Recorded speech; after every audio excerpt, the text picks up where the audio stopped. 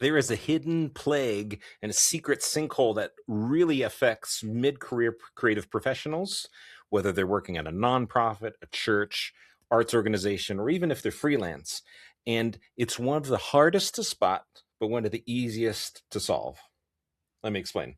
So usually someone gets into the creative arts because they have something they want to share, they want to develop.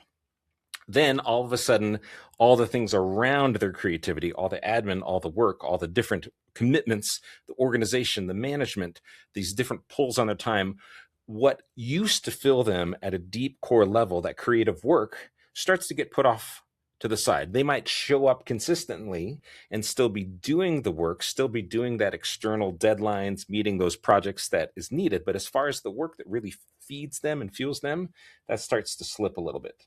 And right here is where this inflection point happens. It's very subtle, but people start saying not yet or not now to their own boldest work. They might start to hedge their most creative ideas, censor themselves, or caveat their work. They might start to hide what they're doing. They might start to withdraw or dampen their enthusiasm, right? It's really subtle, but if you can pay attention to it, this is where it's won or lost. They might even hesitate to share their boldest work. They might be stuck in analysis paralysis or over preparing or procrastinating or revision hell. Any of those are really ways this starts to show up. So if you can detect those, you can really nip this off and head this off at the pass right here. Because what happens if you ignore those subtle declines of people's own creative work, even when they're outwardly working in some way in education, in the arts, in some type of creative path, but their own creative work is starting to suffer. If you don't see that subtle, what I call an erosion right here, things start to disengage. So their engagement starts going down. They might show up. They might even perform.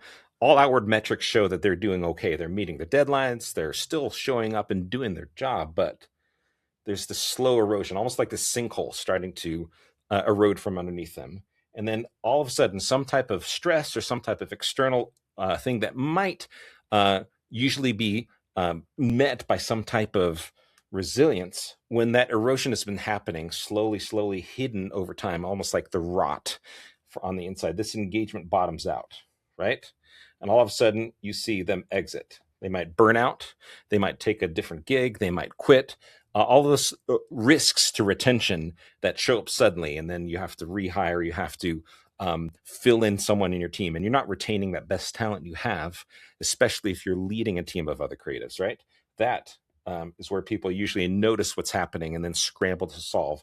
But if you back up here to where things are eroding slowly and subtly, that's where the battle is won or lost. So if you're not sure whether this is affecting you or you know it's affecting you and your team, either way, if you want to really dial in to how to solve this, the solution is so deceptively simple, but it's so important to prioritize.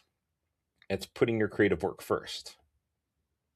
That sounds strange for someone who might be working in a creative field, but when your own boldest work is starting to take a back burner, when it's starting to be put aside, put in that someday category, and not put first and prioritized, you start to treat it like entertainment or escape. You start to treat it like some type of side thing rather than the core identity shaping and fueling work that it really is. So rather than look at it as some type of luxury, you've got to see it as like really core to sustaining this life in the arts. So putting your creative work first might look like saying yes to that project that's been on the back burner, saying yes to that demo that's at 70%, saying yes to finally releasing that workshop or writing that chapter. A lot of people, when I start to get specific like this, know instantly that project that might fall in this category.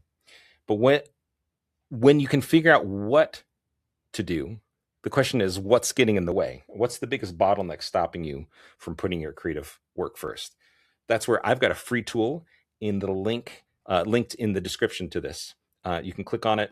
It's a free tool. It'll help you diagnose exactly the number one bottleneck keeping your work on the back burner, what's getting you stuck, and give you a real concrete next action to move it forward, and not just theorize it or come away with a pretty plan, but actually move your creative work forward and say yes to your boldest work. Take it off of your high drive, out of your voice memos, out into the world where it belongs, and eventually onto your CV and a portfolio of work that you can be proud of and that carries your unique fingerprint. So if that's something you want, click the link below, and I know it's going to help you.